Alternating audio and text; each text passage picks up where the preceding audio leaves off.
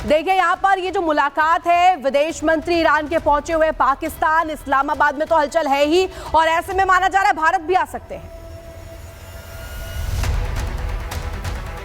देखिए लगातार जिस तरीके से पाकिस्तान जो है वो कोशिश कर रहा है कि भारत के साथ आखिर कैसे जो सिचुएशंस हैं उन्हें नॉर्मल कर की जाए, भारत पर दबाव जो है बनाया जाए, उसके मद्देनजर ये बैठक बेहद अहम मानी जा रही है। अरागची की मुलाकात जो है वो न सिर्फ पाकिस्तान के राष्ट्रपति के साथ होगी, प्रधानमंत्री मुलाकात करेंगे, और इसके साथ ही कोशिश होगी कि भारत जो इस वक्त पूरी तरह से एग्रेसिव मोड में नजर आ रहा है उसे आखिर कैसे दबाव बनाकर मनाया जाए। और दूसरी बड़ी बात यह कि एक दूसरी तरफ आज जो मुलाकात है वो रक्षा मंत्री राजनाथ सिंह की जापान के रक्षा मंत्री के साथ भी होने वाली है। तो भारत को जिस तरीके से पूरी दुनिया का साथ इस वक्त मिल रहा है उसके मद्देनजर भी पाकिस्तान इस वक्त पूरी तरह से घबराया हुआ है। दरअसल ईरान ने इससे पहले दोनों देशों के साथ लगातार बात कर यह कोशिश की है कि जो शांति के साथ इस पूरे बस्ते को जो है वो सुलझाया जा सके, और इसीलिए ईरान के पास लगातार जो है वो पाकिस्तान जा रहा है। एक दिन का यह दौरा है अब्बास अरागची का, जिसके साथ जो है वो दौरा करेंगे पाकिस्तान का, और उसके बाद पाकिस्तान की लगातार कोशिश है कि ईरान के जरिए बाकी देशों को वो साथ लाकर भारत पर ये दबाव बना सके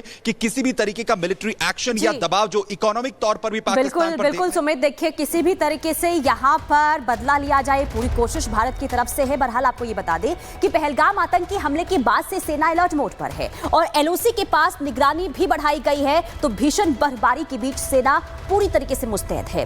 रिपब्लिक भारत की टीम भी उस जगह पर पहुंची जहां का तापमान रात में -20 डिग्री सेल्सियस तक पहुंच जाता है, और हमारी सेना वहां भी मुस्तैदी के साथ मूवमेंट कर रही है। आपको दिखाते हैं रिपोर्ट के साथ।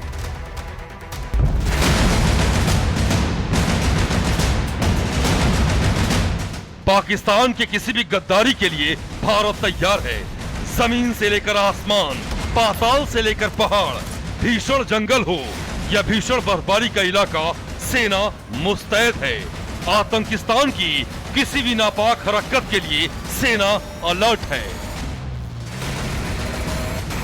रिपब्लिक भारत भी भारत पाकिस्तान तनाव के बीच हर खबर आप तक पहुंचाने के लिए मुस्तैद है, और हमारी टीम उस जगह पर पहुंच गई जहां का तापमान -20 डिग्री सेल्सियस तक पहुंच जाता है।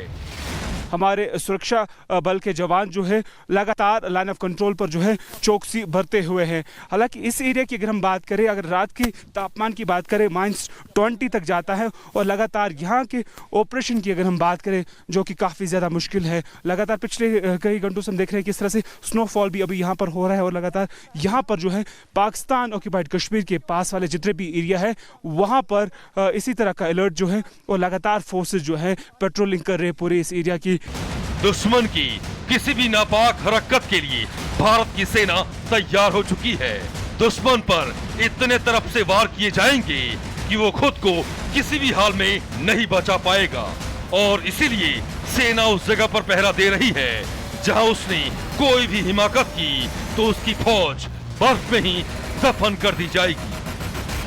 फिरदौस, अगर आपको एक बारी यहाँ से दिखा है किस तरह से यहाँ पर बॉर्डर सिक्योरिटी फोर्सेस की जो तैनाती है वो बढ़ा दी गई है। इनके पास लेटेस्ट टेक्नोलॉजी वेपन्स के साथ साथ कुछ ऐसे गैजेट्स हैं जहाँ से ये दुश्मन को कभी भी मार गिरा सकते हैं।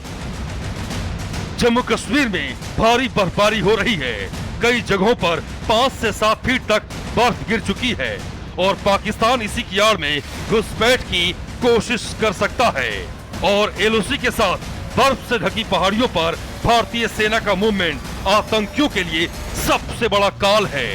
ये तस्वीरें ही पाकिस्तान की फौज का दम निकालने के लिए काफी है, और उसकी मौत के लिए भारतीय सेना मुस्तैद है। पिछले कई दिनों से हम देख रहे हैं लगातार जम्मू कश्मीर के अलग अलग हिस्सों में जो एंटी टेरर ऑपरेशन जो है चलाए जाते हैं। चाहे अगर हम बात करें नॉर्थ कश्मीर की, जहां पर हमने देखा एक मुठभेड़ भी देखने को मिली जिसमें कुछ आतंकी थे, उनको भी मार दिया गया, और लगातार काफ़ी मात्रा में जो है हथियार भी जो है रिकवर हुए हैं। वीडियो जर्नलिस्ट फिरदौस वानी के साथ रावत महराज, लाइन ऑफ कंट्रोल कश्मीर।